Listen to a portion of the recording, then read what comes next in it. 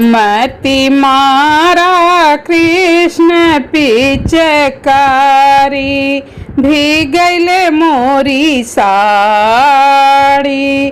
पहली पिचकारी मोरे माथवा पे आवैले, पहली पिचकारी मोरे माथवा पे आवैले।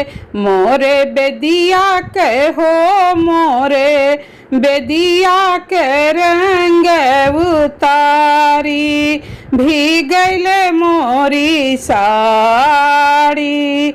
मोरे बेदिया के हो मोरे बेदिया के रंग उतारी, भीगले मोरी साड़ी।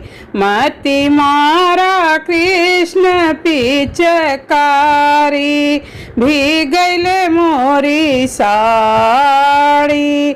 दूसरी पिचकारी मोरे हथवा पे आवैले, मोरे चूड़िया के हो मोरे चूड़िया के रंग उतारी, भीगले मोरी साड़ी।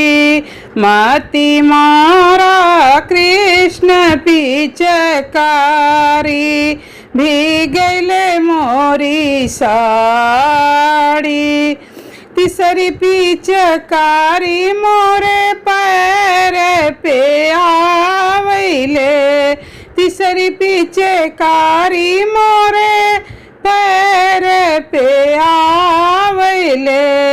मोरे पायल के हो मोरे बिछुआ के रंग उतारी, भीगले मोरी साड़ी। मति मारा कृष्ण पिचकारी।